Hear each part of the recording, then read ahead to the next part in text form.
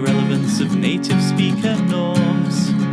That's a question for TEFLologists. Is it better to focus on form or to focus on forms?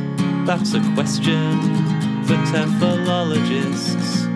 If you use a textbook, is your classroom authentic, or should your approach be more learner-centric, from feedback to learner autonomy? We'll discuss it all on TEFLology. Hi, I'm Matthew. I'm Rob. And I'm Matt. And welcome back to the TEFLology Podcast, a podcast all about teaching English as a foreign language and related matters, presented by 3 self-certified TEFLologists.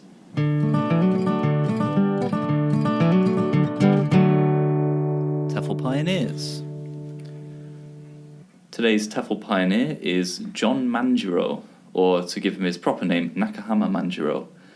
Have you come across this fellow in your travels? Nope. Okay. I'll give some background about John Manjirō, and then we'll get into his contribution to English teaching in, I think you can probably guess, Japan. Mm-hmm. John Manjirō, he's famous for many things beyond English teaching, which we'll talk about a little bit, but I do want to focus, of course, on his English teaching contributions. Mm-hmm. So he was born and raised in the town of Nakanohama in Tosa province of Japan in 1827, which is modern day... Don't know. Kochi? Kochi Ken. Oh, okay, yeah. So he was trained as a fisherman, but in 1841, him and some of his friends were wrecked on the island of Torishima. He was rescued by an American whaling ship captained by William Whitfield, who took Manjirō, I've written under his wing, which seems like a strange... He was Batman, and this was his Robin? Yeah, exactly. Yeah. He was impressed by his intelligence, apparently. Okay. So Manjirō was taken to America, where he was enrolled in a school in Massachusetts. He studied English and navigation and became an apprentice cooper. And what's a cooper do? Makes things out of copper? No. Wrong. So, iron? No. I don't know, I'm not they sure. Make barrels. Oh, right. Okay. So he joined a whaling ship in 1847 with the hope of returning to Japan, but he wasn't able to, as this was still during the period of Japanese isolation, which we've talked about several times, I think, in the past. Mm-hmm. So because of that, he went to California to try and cash in on the gold rush, where he made $600, which was like a lot of money in those days, and he decided that he would try and use his money to re-enter Japan. So it was still during the isolation period. He travelled to Honolulu. He bought a whaling ship. He bought the ship himself. And he also bought a load of presents from Honolulu. And he took them to Japan. So him and 2 of his friends arrived in Okinawa. He was arrested, but later released. Okay? So how long had he been away from Japan at this point? I think about 17 years, something like that. So quite a long time. But he still made sure to stock up on omiyage. Yes. Omiyage for our non gifts you buy when you go on holiday to bring back to people. Souvenirs, yeah. I don't know, doesn't souvenir has a slightly different meaning?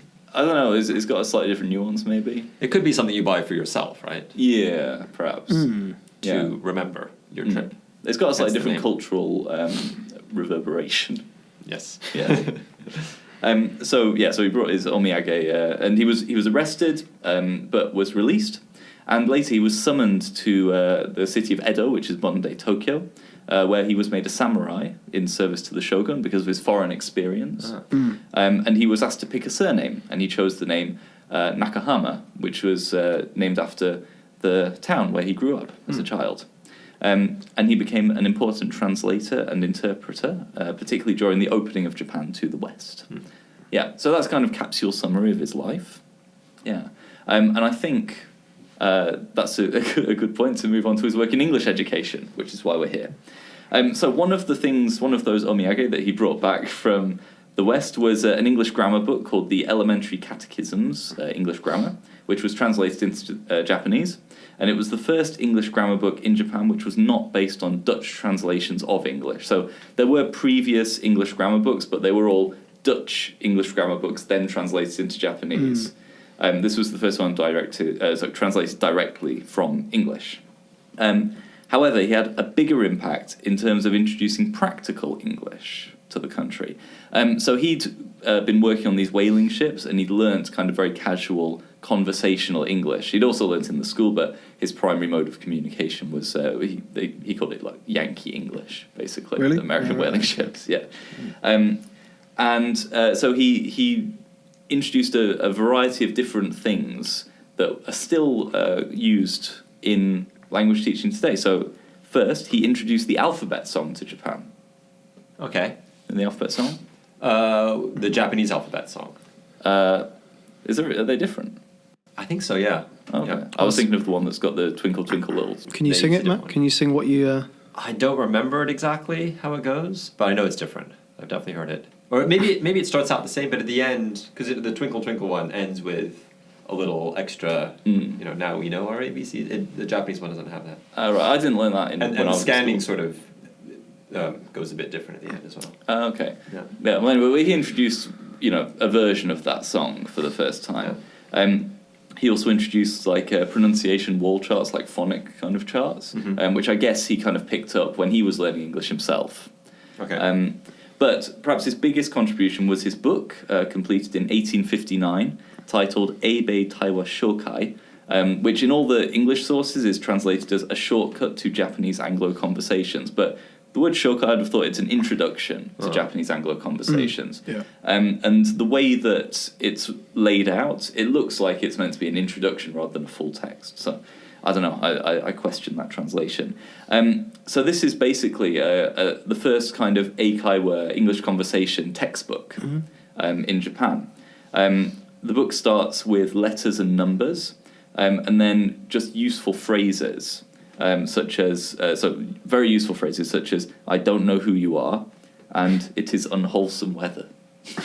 Sure is. Yeah, very useful phrases, and it's a very interesting book because in writing the book, he had to find a way to express both the meaning of the phrases and also the pronunciation, because of course Japanese has very different pronunciation to English, right?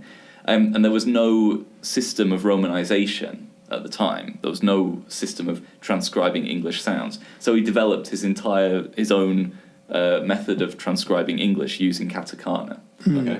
And so each entry in the book has like 3 columns. So the first column is like the meaning written in kanji and hiragana.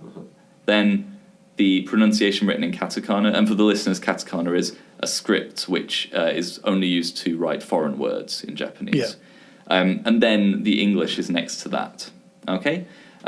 So I think we should test out how effective his system was. Okay. What I have here. So here This will make the 10-year anniversary. Yeah.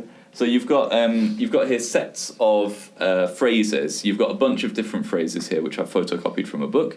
And I'd like you guys to pick random phrases, try to read just the katakana pronunciation, and then see if you can guess what the phrase is meant to be.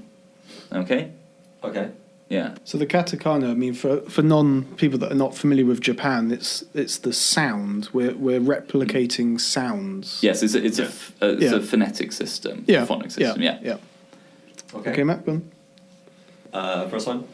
I am uere uiki. I am uere uiki. Well, I am. Uh-huh. Well, Uere. where Uere. very, really? Very. Very. Huh? Uiki. Wicked. Wiki. Almost. Weak. Yeah. I'm very weak. I'm very weak. Ah, okay. I am okay. uere uiki. Yeah. Okay. I'll do my one.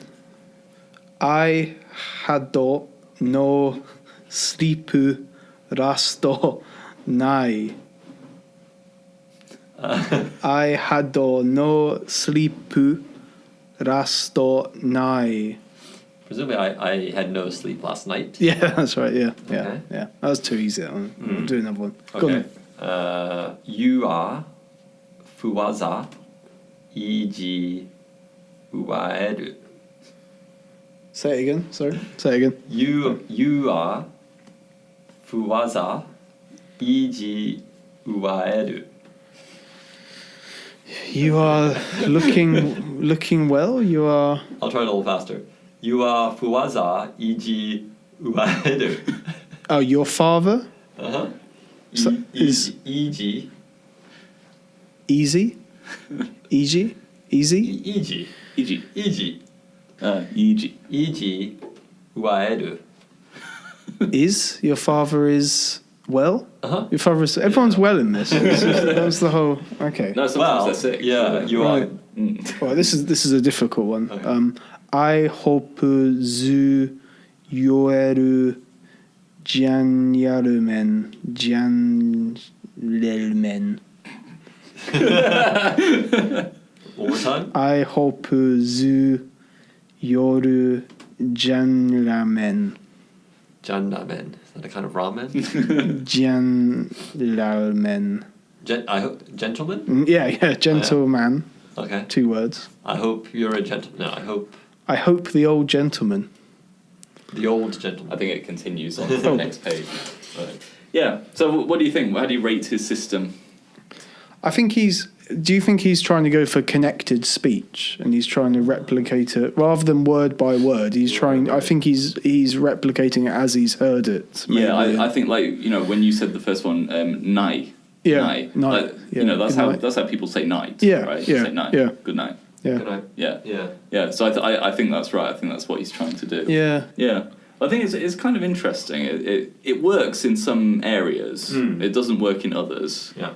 But you can see there's some consistency, and I think it's quite innovative as a way of teaching Japanese speakers how to pronounce English words, even if it's not 100% successful. Yeah. So this was like the first Eikaiwa textbook, the first English conversation textbook in Japan. Maybe it's not 100% successful. It's quite short, actually. I've seen a scanned version of it. But, it's a big contribution. So some of his other influences, he used his experience in whaling to initiate the Japanese whaling industry, which is, I guess, a mixed bag in terms of what people think about it. Uh-huh. He taught English to Fukuzawa Yukichi, who went on to found Keio University. It's one of the main universities and whose picture is on the 10,000 yen note. His work inspired Ryoma Sakamoto to change from being a nationalist to a proponent of westernization. Ryoma Sakamoto was very involved in bringing down the Tokugawa regime in favor of Western democracy. So he had been very in favor of the Tokugawa regime, but reading the writings of Manjirō about Western democracy convinced him to change over and actually overthrow the government. Oh, I see. Okay. Yeah. Right. He was part of Japan's second delegation to the US, where he reunited with Captain Whitman after 21 years apart. Right. He was appointed professor at Kaisei School, which later became Tokyo Imperial University, and finally Todai, Tokyo University. Unfortunately, in 1871, in his 50s, he suffered a stroke, and he died in 1898 in Tokyo at the age of 71. He's buried in Zoshigaya Cemetery in Ikebukuro, which is quite near to where we are now. I went there recently, I took a photo of his grave. And he's remembered through the work of the Whitfield Manjirō Friendship Society. If readers are interested in learning more about him, there's a book in Japanese called John Manjirō no Eikaiwa by Inui Takashi, who we've worked with in the past. And that is this episode's TEFL pioneer, John Manjirō, or Nakahama Manjirō.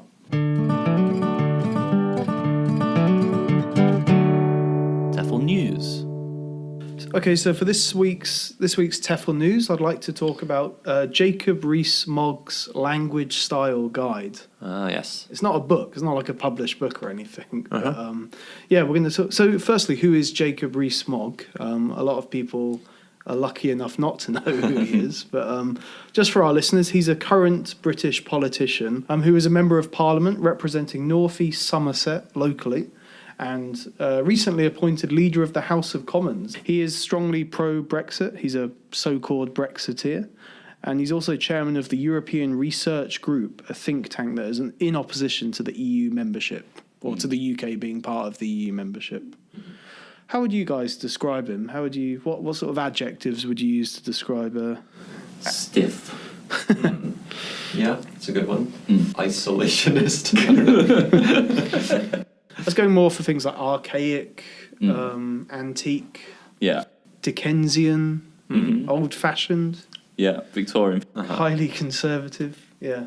He's Okay. He's not a particularly. Okay. He's popular with some corners of society. I mean, I think like all those adjectives you use are not inherently negative, or they're not necessarily negative.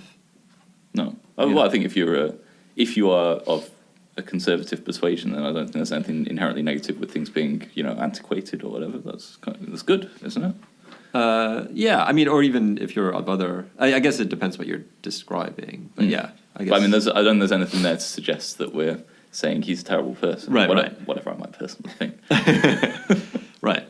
TEFLology has always been apolitical. I guess we've never taken a position. I don't know. I think it's fairly obvious where we sit on the political spectrum. But we've also been sort of fairly even-handed, I think, generally in our discussions. Yeah. So Jacob Rees-Mogg, he's a politician at the moment, but he's recently the leader of the House of Commons under Boris Johnson. And so he's recently taken up this new role, and he's kicked off this position by instructing his staff not to use specific words or punctuation styles, and he's also encouraged them to use different terms as well. So I thought we'd maybe talk about this so-called style guide, and he's not the first politician to do it, and a lot of companies have their kind of in-house terminologies and that kind of thing, but I think his is particularly interesting in the current political climate, so we'll talk about that today. So as far as I can tell, his guide is split into rules and banned words and phrases, and this kind of circulated around the British newspapers about 2 weeks ago, maybe a week ago. So I'll go through the rules first, and maybe if you have any comments on each point, you can chip in. All right. Probably ban that as well. Contribute, Matt, is the correct term, not chip in. Chip in, get involved. Yeah. Well, I would ban that if I was leader of the House of Commons. So the first rule is organisations are singular. Okay. So Does that include like bands, football clubs? They're always singular, aren't they? Well, Manchester United has sold a player. Right. But if it was a band, like, for example, I don't know, the Manic Street Preachers are gigging in your city. are. Yeah. Yeah. Not is. So I think there's a difference there between American English and British English. Yes, yeah. And maybe that's most obviously seen in sports teams. And so that one to me felt a little bit like pushing back against Americanisms creeping into British English, possibly. How about like Shell is opening up a new offshore oil rig. You'd say is then, wouldn't you? You wouldn't say are. I don't know. I might say are. Well, you're wrong. I don't know. Prescriptivist. Death to the prescriptivist. I don't know. But yeah, I'd maybe get behind that. I don't think that's such a bad. I just think let language do naturally what it does. Yeah. Well, we'll discuss the implications later. Yeah. But, all non-titled males are Esquire. It's a little bit different. Do you want to be called Matthew Turner Esquire? Is that what you want? No, I don't want that. It's cool. Right. I mean, presumably part of this is a lot of not a lot, but a large enough percentage of the people that they talk about maybe are titled, and so they want to distinguish the titled people from the non-titled people. But presumably you could do that just by not putting any title. We mean if you're like a sir or a lord, or you're an esquire. Yeah. But so wouldn't they be combined? You'd be Sir blah blah blah Esquire. I don't know. What does the Esquire exactly denote? Non-titles. Okay. So it would be instead of a title. Yeah. Right. So you wouldn't put. But then why not just use Mr.? Because like in American English, Esquire is used for lawyers, right? Okay. It's like the title for lawyers. You put Esquire at the end of your name. You're right. Yeah. It's hard to see what it contributes. Yeah. There is no full stop after Miss or Ms. No full stop. Yeah, again, that's the same with like other titles like Doctor. Yeah. Like in British English, you're not supposed to do it. You're not supposed to have the full stop, but in American English, you are. Okay. Yeah, or PhD as well, like with the dots between the things. Any ideas when the full stops disappeared? I don't know. Maybe it wasn't that they disappeared. Maybe it was that they were added in America. Could be. To So separate we're things getting out. a sense of sort of anti-American Yeah. kind of Americanisms. Double space. This is a rule. Double space after full stops. Well, you want to give the full stop, a chance to breathe before you carry on with the sentence. We were talking about this the other day. You were Yeah. saying this comes from typewriter, using typewriters. Yeah. People used to do a double tap. Yeah, you had to do a double space after a full stop on a And bearing in typewriter. mind Jacob Yeah. Rees-Mogg's, how we've talked about him, Yeah. we think he still uses a typewriter. I don't think he does. I think he's embracing new technology. I think he writes out everything longhand with a quill. Right. So a typewriter is modern. Yeah. I remember still putting full stops, even after switching to a word processor or computers. We learned it at school. Yeah. But I remember when I was editing a journal, an in-house journal previously, that for some reason, maybe this is an incorrect kind of conclusion I came to, but it felt like a lot of the Canadian contributors to the journal were still doing the double space after the full stops. And did you think that was a terrible thing for them to do? Well, I think we'll probably get onto this later, but no. However, we wanted to be consistent throughout the journal, so we asked them not to. Yeah, when I went to university, I remember I wrote an email to my flatmate who was a computer science student, and I put in the double spaces. And I don't know why, I think it was just a habit at that point. And he emailed me back and said, Rob, stop putting double spaces, you're not using a typewriter. And that was when I first realised it was a typewriter thing. Yeah. Because he was a computer science student, of course. And that's the first day of computer science class, is don't put two spaces after a full stop. The next one is no comma after and.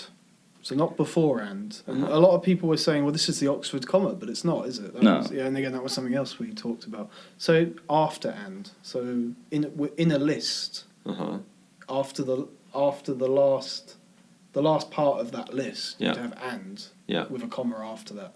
Who would and do he's that? saying don't use that. I don't think it's actually in the list that he's necessarily talking Yeah. about. I think it's in a sentence and having and then a comma. Yeah, but I think a separate clause before a separate clause. Right. Well, you'd have that before. You'd have that before. Then. Well, yeah. but some people might put it afterwards. Right. Yeah. Yeah. However, there are cases where I understand that rule. If you da-da-da-da-da. Yeah, then, exactly. Or like a little sort of parenthetical type thing. Yeah. Right. And some people may read that and not be aware of that exception. Yeah. Fair enough. But I mean, who cares? Who cares? Use of imperial measurements. So, and again, this is important because it goes against EU directions. Yeah. It goes against So he's saying you have to use imperial. Yeah, like inches, miles, pints, Kernels. pounds, and fathoms as well. Yeah. Fathom is a distance. Hands isn't to it? measure horses. So he wants imperial measurement, and people have stopped really sort of using them in the UK since like the 80s, haven't they? It's been sort of phasing out since the 70s or 80s. So I mean, my parents still do, I think. Yeah, I think they are still used, but Pints they use are, sort of in tandem with other things. We got different pints, haven't you? You got a UK pint and an American pint. That's true. As we've learned from ordering beer in Japan. Yeah, and You order a pint and go, well, what's this thimble of nonsense? Yeah, Like, yeah. So we get to the banned words list, and these are probably more interesting. So words that are out, you can't use. You can't use very. Mm-hmm. Can't use very. Yeah. Can't use due to. Due to.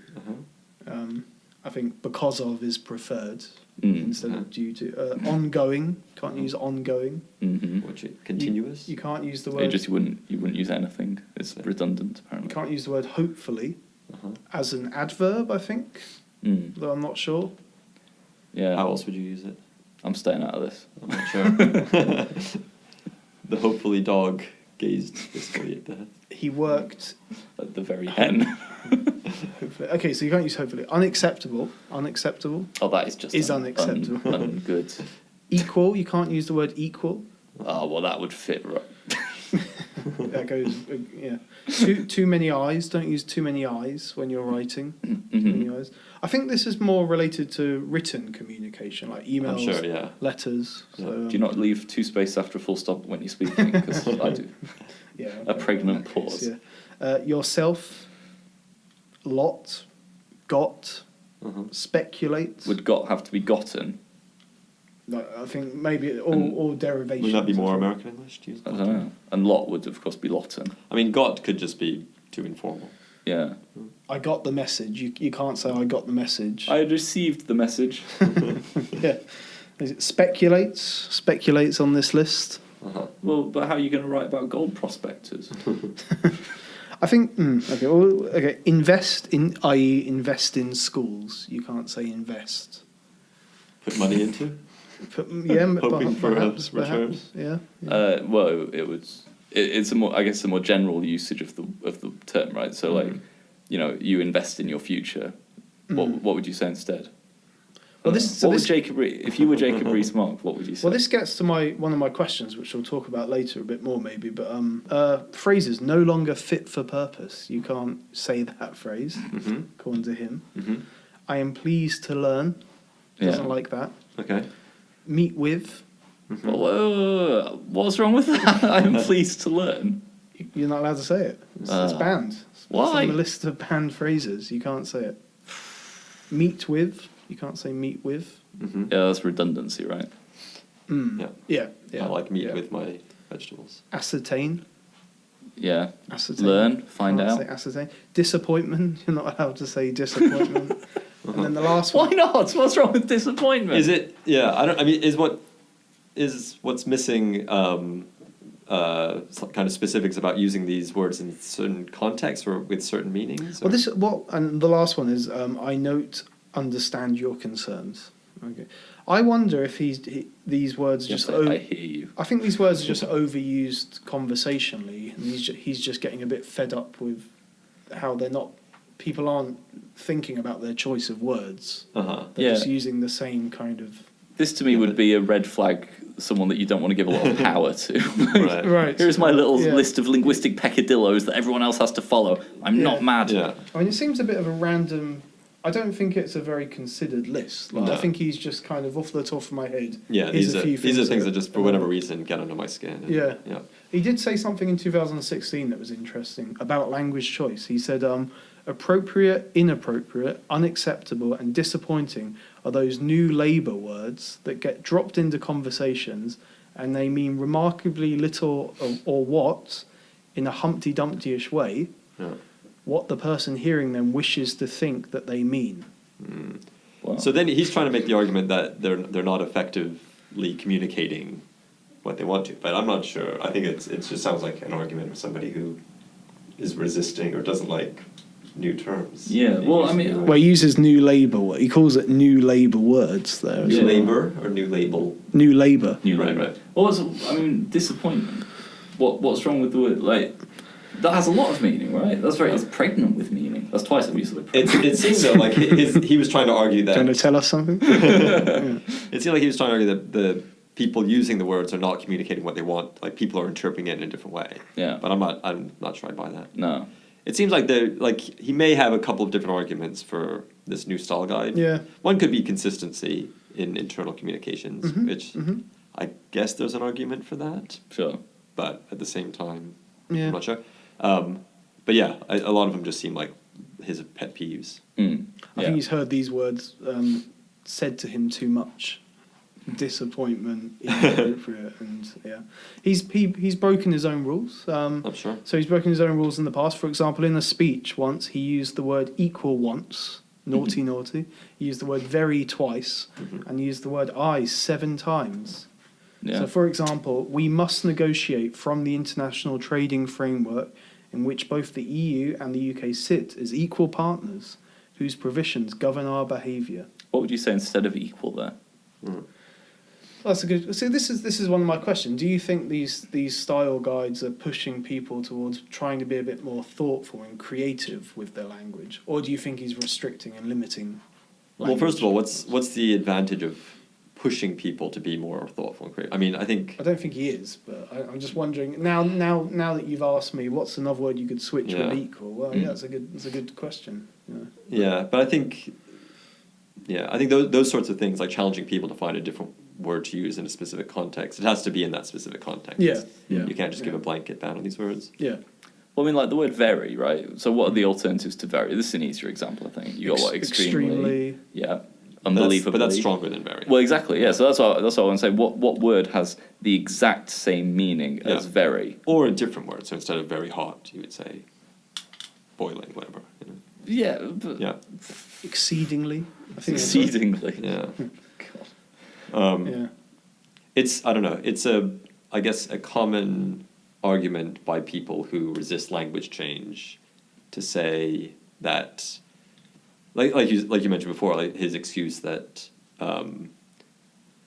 it's not really adding much, or it's not saying anything, or I can't remember who it was. Somebody recently was talking about, you know, the phrase "it is what it is" and complaining about how everybody says "it is what it is." It doesn't mean anything. Yeah. Well, I mean, of course it means something. People wouldn't use it if it didn't mean anything. Yeah. It conveys a certain feeling. At the end of the day, people say at the end of the day a lot. The Yeah. end of To the be day. fair. Yeah. People Yeah. say that a lot. Yeah. Yeah. Yeah. Yeah, you're right. I mean, like, people choose phrases because even if it doesn't have a meaning, it serves a purpose. Exactly. We have to distinguish between those two. Sure. Like, to be fair doesn't actually mean anything. It's there as a buffer in conversation, or it's there to introduce maybe a controversial opinion or something that's contrary to the opinion expressed by but your so interlocutor. it colors what's come before, what's going to come after. Exactly. Yeah. I think it works as a kind of a cushioning. Mm. Like it cushions Exactly. what you're about to say, to be fair. Yeah. That sets you up for something that might be a bit honest that you're about to say. maybe. Yeah, so I mean, this stuff all has meaning. It's just people have a very limited idea of what language should be. But, yeah. So he used things off this. Somebody went through and had a look, and 700 times he broke his own rules in transcripts in parliamentary proceedings. He broke his own rules 700 times. Although I think, but going back to your point, I think it is fair to maybe say that these rules are for written. I think so. Yeah, I communications think so, rather because I don't think you'd be able to legislate for this kind of thing in Spoken spontaneous speech. Sure. Yeah, of course Yeah. you're going to say "I." You have to say "I." Although if You he's can't- giving a speech, it probably was written first. possibly, yeah. but intended to be spoken. Well, so this comes back to another point. Maybe people are writing things for him, and he wants to tell these people that are writing things for him, don't use these words. Yeah, but you could just do that without telling everyone else that they also have to do it. Yeah. So my questions, I have a few questions. So what do these directives say about him and about his beliefs more generally? What do you think? We've kind of answered them already. Well, I think there's a level of like anti-Americanism or anti-Americanisms.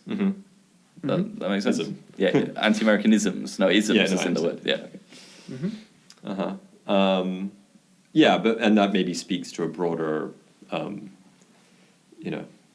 desire to kind of stick to more traditional or antiquated values. Or Yeah. Do you have any words or phrases that you'd prefer your students not to use or overuse too much? I know that some Overused teachers... too much is redundant now.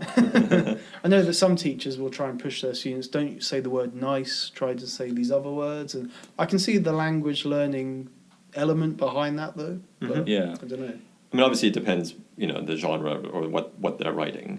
But I think even those rules about don't use the word nice, I think that it depends on the context. I think you don't want to make it a blanket rule, but maybe if you spot it in somebody's writing and you think that they could find a nicer word, then maybe you could ask them to. Yeah. I wouldn't want to limit what language my students use. Give them options and stuff, but don't say you can't do that. Yeah. Yeah, I mean, I teach a course now where students have to write, sort of academic compositions, basically. I guess the idea is eventually they might want to write something to appear in a journal, an academic journal. And so sometimes pointing out when the language might be too informal. But yeah, other than that, not much. Yeah, so I mean, I don't know. So my last question was, do you think he's pushing his staff to be more thoughtful with their language, or do you think he's being restrictive? I kind of asked it before. Yeah, but, I think people, some people are going to be thoughtful with the language they use no matter what, and some people less so. I think he's trying to uphold certain traditions and ideals that he not just politically, but personally wants to kind of hold on to. And this is a very small example of him doing that. There's probably much bigger examples of him doing this. But, But to be fair, at the end of the day, it is what it is. What are you going to do?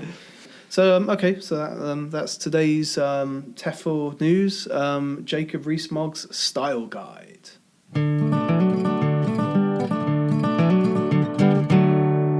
TEFL Cultures. For this episode's TEFL Culture, I'd like to talk about TPRS. Okay. Okay. Are either of you familiar with TPRS? Well, we've talked about TPR, total physical response. S, sensory. Sibilance? The S stands for storytelling. Okay. Yeah. Total physical Response storytelling. responsible storytelling. Yes and no. Totally physically responsive. Yes and no. Yeah, Okay. I'll get to that. So this is it's described as a grassroots movement among language teachers, but a little bit of a history. So it was developed by a guy called Blaine Ray. So he is a high school Spanish teacher in California, and he created TPRS in the 1990s. So he was a TPR teacher. He that was his preferred approach to language teaching. But he eventually became sort of disappointed with it, disillusioned with it. He felt the sort of appeal of it wore off on his students eventually. So he was looking for a new methodology, a new approach to how he was going to teach his students Spanish. So he decided to find a way to combine TPR with stories. And so he created total physical response storytelling, TPRS. And apparently it worked very well for him, and he thought it was a very good method. He shared this with other teachers, and it kind of grew from there, and he'd get input from other teachers doing a similar thing. The shift started, I guess there started to be a shift from more TPR stuff, and the storytelling aspect of it became the more prominent part of the methodology. So eventually he changed TPRS, and so now it stands for Teaching Proficiency Through Reading and Storytelling. According to Wikipedia, TPR storytelling is now trademarked by Blaine Ray. Yeah, so I hope we don't get into trouble if we're using it here. It's received little coverage in academia. It's maybe Why is that? Yeah, I wonder. Apparently, it started in the States, and it's mainly practiced there, but it apparently has started to spread to other countries. So I'll talk a little bit about what it is. So it's basically consists of 3 key steps. So this is maybe a typical TPRS lesson. So it starts with step 1, which they call establishing meaning. And this is basically the stage where the teacher introduces the new vocabulary, the new target language, as it were, to the students. They often describe it as vocabulary phrases. So I don't know if this means, I guess it could just mean specific piece of vocabulary. It could mean chunks, I suppose. I'm not sure. It's often, throughout the rest of the process, they often refer to this target language as structures. So maybe it could also be grammatical structures. I'm not sure exactly. Right. There's no kind of prescribed number of new items that can be introduced in a letter, but it seems that 3 is the preferred number. Okay. Yeah. Even vocab? Just regular, single words? I think so, yeah. Oh, that's quite a small number. Quite a small number. Are we talking about young learners here, or we probably are, aren't we? That's a School, good, right? Yeah, that's a good question. Yeah, probably, primary or secondary school. As I was reading about it, I didn't find much information about the sort of target age. Occasionally it will say this is, it can be used for any learners, or any age learners, but a lot of the things I read, it seems to be aimed at younger learners, or at least primary and secondary school age. Right. Yeah. But the reason for the limiting the phrases to 3 is basically so the teacher can really focus on them and repeat them a lot of repetition of those phrases. Okay. This is also to give the students a feeling of confidence in mastering these phrases, mastering in quotes. So the phrases or the structures would be written on the board or somewhere that all the students can see it. This method, TPRS, uses a lot of students L1. So it seems like the preferred method of explaining these phrases is just a direct translation. And the phrases and maybe the translations remain visible to the students throughout the whole lesson, as far as I can tell. Okay. The teacher, this is maybe where the traditional TPR remains, is that the teacher, it seems a lot of teachers will use a kind of TPR to practice the new phrases. Right. So using gestures to indicate the meaning, asking the students to act them out or use gestures to try to help them understand the meaning of the phrases. Okay. The final part of step 1 is what they call PQA, which is personalized questions and answers. So then the teacher will engage in sort of a question answer with the students, basically questions using these phrases, but I guess connecting it to the students' own lives. Okay, so first they just do direct translation of the phrases. Then they do, what was the second bit? The well, it's. I think it's an option. Like it could be like a little TPR. actions or something. Yeah. And then they just like do a bit of basic conversation with using the targets. Yes. Stuff. Okay. All right. Okay. So step 2, this is maybe the main part of TPRS. This is the spoken class story. So again, this is a chance for the students to hear these 3 structures or lexical items repeatedly, but this is in the context of a spoken story. It says that the story should be short, simple, and interesting. But it's the story, I think, is generally sort of, I think the idea is that it's created by the class. So the teacher will have sort of a skeleton script, and then by asking the students questions, we'll fill in some of the details of that. So it's sort of collaborating with students. The teacher also, in the course of telling the story, will use what is known in TPRS as a circling question technique. It basically involves the teacher asking questions about the content of the story that features the target language or whatever in a series of questions, but the idea is that the students have already heard the answer to these questions. So that in a way they're sort of display questions, I guess. Right. Well, they're definitely display questions because the teacher knows the answer. But also the teacher assumes that the students know the answer. So the example is if the teacher is talking about, the example they give here is, Dave wants a Ferrari. And so if it's a statement, the class has to respond in some way, some kind of reaction. So if it's a statement, if the teacher says, class, Dave wants a Ferrari, the students have to answer, ooh, Ferrari, something.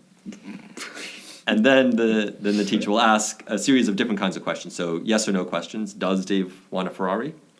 Ooh. What's the answer? Yes. Okay.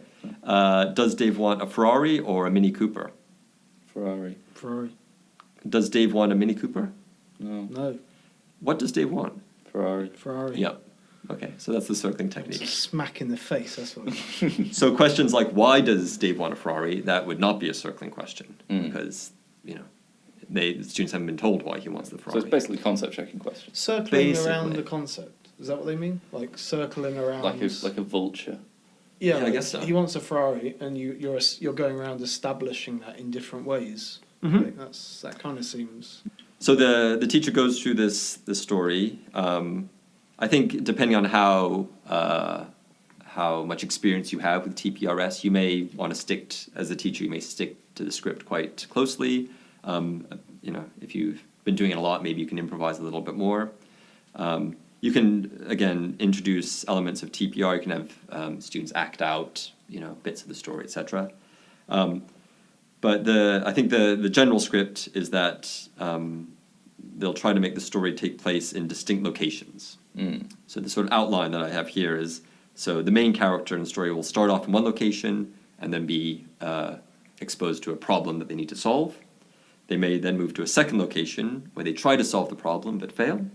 And then they'll move to the third location where they resolve the problem. Okay. Kind of classic 3-act structure, basically. This allows for a lot of repetition of this target language. Another TPR element, which maybe is a holdover, is that maybe the class will move to different corners of the room for these 3 different locations.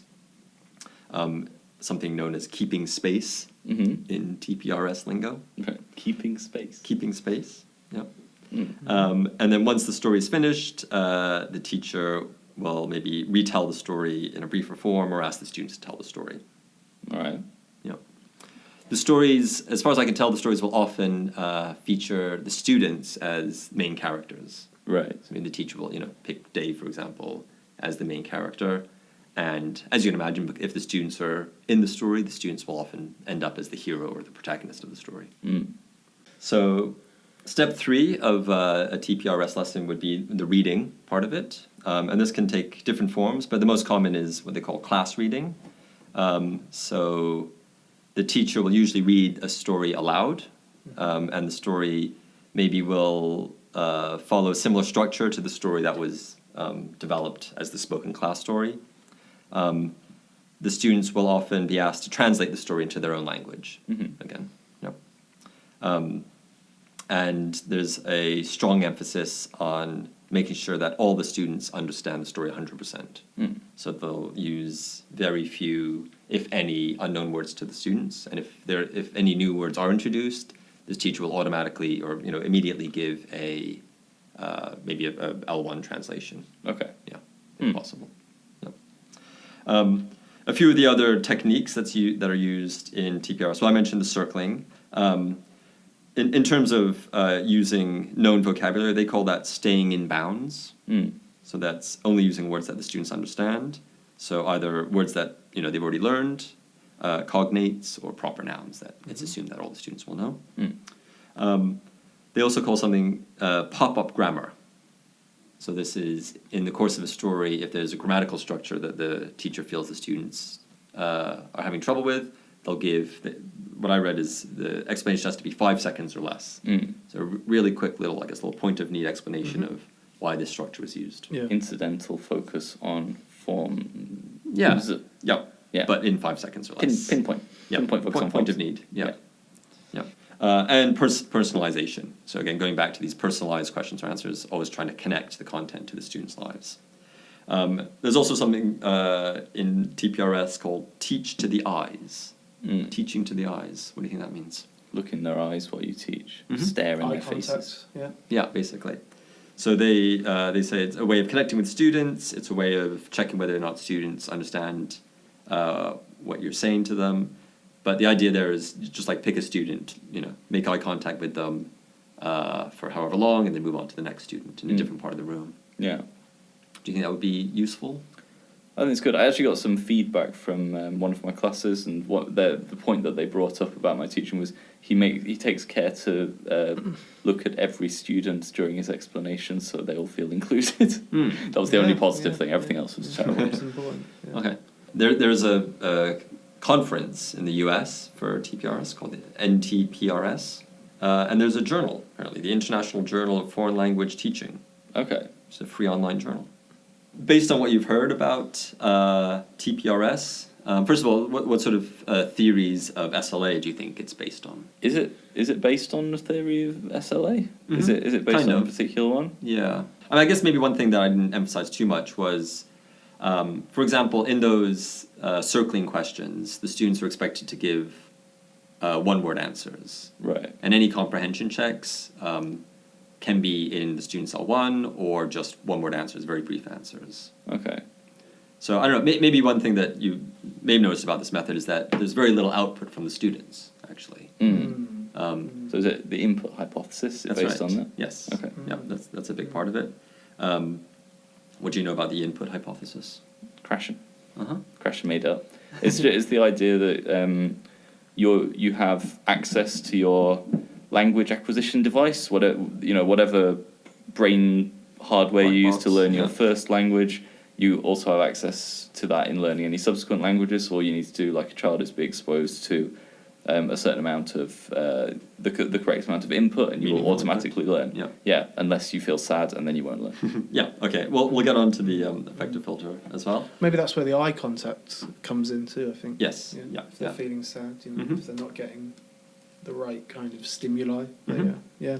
So I think maybe Krashen also, when he was talking about the input hypothesis, connected to this idea of distinguishing language learning from language acquisition, and basically this idea that language learning, can be done intentionally, and it'll help you to, edit a bit of writing or that sort of thing, but acquisition is the only way to develop your ability to, make spontaneous, unrehearsed speech or writing. And so it appears that Blaine Ray, is that the name? Wanted to sort of marry TPR with the input hypothesis, and this is what he came up with. Right. It seems like the various if you go through the various activities of a TPRS lesson, it's focuses much more on activities that are designed for language acquisition rather than language learning. Those little 5-second pop-up grammars might be the more intentional learning, whereas everything else is meant just to be comprehensible input Right. for the acquisition. And also a lot of, as you mentioned, or as you alluded to, a lot of things connected to the affective filter. So making eye contact with students is meant to make them comfortable. Even the types of stories. So I mentioned that the students will be the main characters in the story. And I think the idea there is that students are meant to, look good and feel good about themselves because they're the hero of these stories. It also said that it's considered good form in a TPRS story to make celebrities look bad in comparison to the students. Yeah, it's good. I love to bring other people down to make myself feel better. Right. So, I mean, the example would be like, a student, getting to play the baseball game against a big star and striking him out or hitting a home run, sort of thing. Yeah. All right. Okay, so any sort of general thoughts, first of all, on TPRS? It sounds, it doesn't, like I said before, it doesn't sound that kind of different to some things that I've done, but yeah. Yeah, I think the storytelling aspect of it is quite nice. I think that, basing any method on one particular theory of SLA is going to be problematic because, as we know, there are perhaps problems with Krashen's work.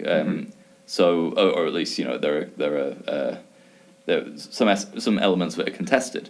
So basing a method on that will have problems if that turns out not to be true. Yeah. Right. So I think, but it sounds like there's lots of individual elements to it which are good, and I'm sure as a whole it's quite beneficial to students. Yeah. It's certainly communicative in a sense, in that it's aiming for meaningful input, and as far as I can tell, maybe after that first step of the lesson, all the language is seen in context. From what I can tell, this is the lesson. This is the methodology. So maybe every lesson follows this course. Right. But I think maybe you'd want to alternate these types of lessons with something where the students were able to create some output. Yeah. And also to interact in some ways. Because I think if you're missing that interactional competence, then that's not addressing all the students' needs. Yeah, I agree. Okay. Great. So that was this episode's TEFL Culture, TPR Storytelling.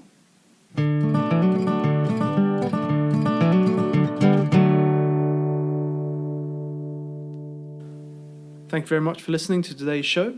If you'd like to get in contact with us, you can send an email to TEFLology@gmail.com. You can follow us on Twitter @TEFLology. You can visit our website, which is TEFLology-podcast.com. And we also have a Facebook page which you can like.